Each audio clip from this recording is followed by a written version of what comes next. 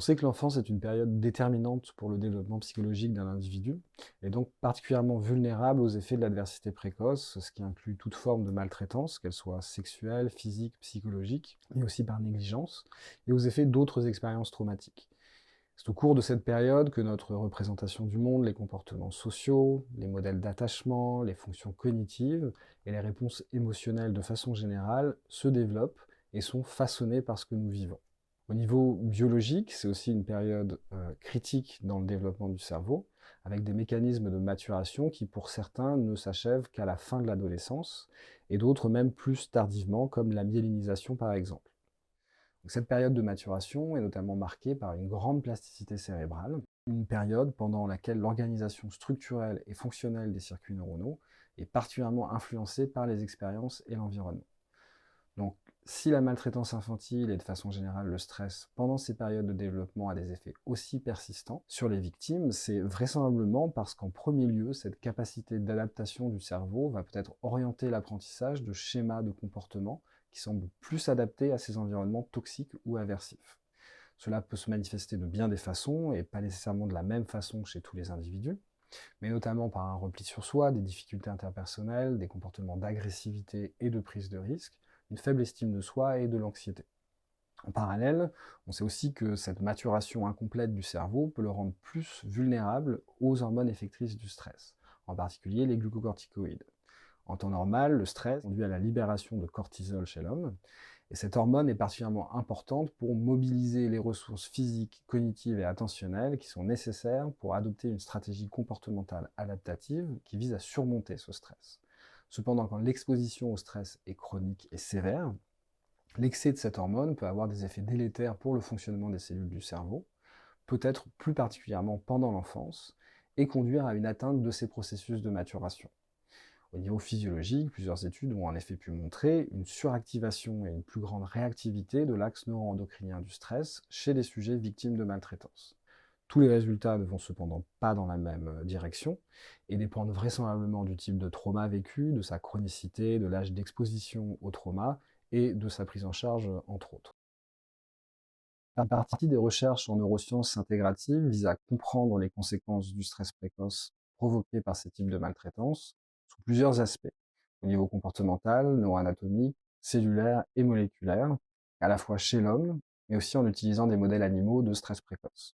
Ce qui est vraiment nécessaire pour répondre à des questions fondamentales, comme savoir si les changements neuroanatomiques et physiologiques qui sont observés chez ces individus sont des causes directes dans l'établissement de troubles comportementaux associés au stress précoce, et comment on pourrait prévenir les conséquences négatives de l'exposition précoce au trauma. Le domaine dans lequel il y a le plus de données scientifiques sur les effets de l'adversité précoce dans le cerveau humain est la neuroimagerie. De façon générale, ces études montrent que les sujets ayant été exposés à différentes formes de maltraitance présentent des modifications cérébrales, donc morphologiques et fonctionnelles, dans différentes régions du cerveau, qui participent au contrôle des émotions. Par exemple, un des résultats les plus reproduits est l'augmentation du volume et de l'activité de l'amygdale, qui est une région particulièrement impliquée dans l'expression de la peur, ce qui suggère une réactivité au stress ou aux stimuli à valence négative accrue chez ces individus. En parallèle, on retrouve une diminution du contrôle de cette région par le cortex préfrontal.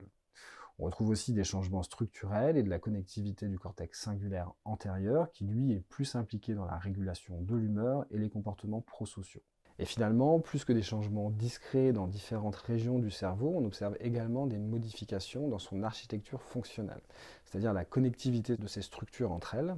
une connectivité qui est essentielle pour le fonctionnement du cerveau. En revanche, comment ces changements d'activité ou ces changements structurels se traduisent par un développement psychopathologique est à l'heure actuelle difficile à inférer et reste un domaine d'étude majeur. Par exemple, certaines des anomalies cérébrales observées chez les individus victimes de maltraitance sont observées à la fois chez ceux qui développent un profil psychopathologique, mais aussi chez ceux qui ont développé une forme de résilience. Donc démêler comment ces systèmes sont intriqués et trouver des vrais marqueurs cérébraux de vulnérabilité ou de résilience est un domaine de recherche qui est particulièrement important. L'apport de la recherche vient principalement des études effectuées chez l'animal, mais il y a quand même des études importantes qui ont été menées sur des échantillons de cerveau post-mortem d'individus avec un historique de maltraitance infantile.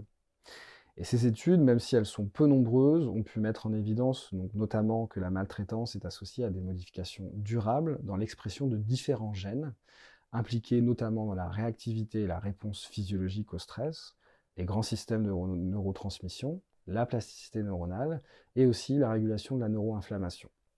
Un autre résultat important de ces études est que la maltraitance n'affecte pas uniquement les neurones. Elle est par exemple associée à une dérégulation importante de la myélinisation, qui correspond à la formation d'une gaine de myéline qui est produite par des cellules gliales appelées les oligodendrocytes. Et cette myéline recouvre les fibres nerveuses et facilite la transmission du signal nerveux.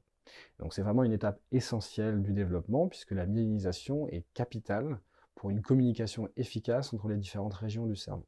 Ce qui est aussi intéressant avec ces études, c'est qu'elles montrent que certains de ces changements sont potentiellement induits par des modifications épigénétiques, qui sont des processus qui viennent réguler l'expression de nos gènes sans modifier les séquences d'ADN, avec l'hypothèse que ces mécanismes épigénétiques pourraient constituer des sortes de mémoires moléculaires du trauma, une sorte d'interface entre nos expériences et l'expression de nos gènes.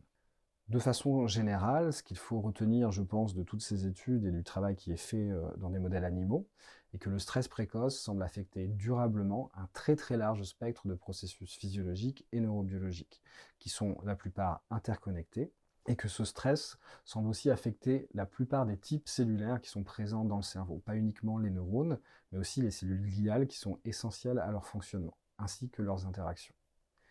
Récemment, par exemple, certaines études s'intéressent à l'impact de l'adversité précoce sur le développement de la matrice extracellulaire, qui a un rôle critique dans la maturation des circuits neuronaux et la régulation des fenêtres critiques de plasticité pendant l'enfance. Et ces résultats semblent suggérer notamment que ces périodes sont peut-être fermées de façon prématurée par le stress précoce, ce qui peut peut-être constituer un levier intéressant en agissant sur cette matrice extracellulaire pour essayer de rouvrir des fenêtres de plasticité et faciliter des réapprentissages cognitifs et émotionnels adaptés ou peut-être promouvoir la résilience. Ce qui est sûr, c'est que tous ces différents domaines de recherche sont assez cloisonnés, avec des degrés de spécialisation très importants, et que pour vraiment pouvoir aller plus loin dans la compréhension et la prévention des effets du stress précoce, il faut vraiment développer des approches translationnelles qui intègrent ces différents champs d'expertise et des initiatives transversales.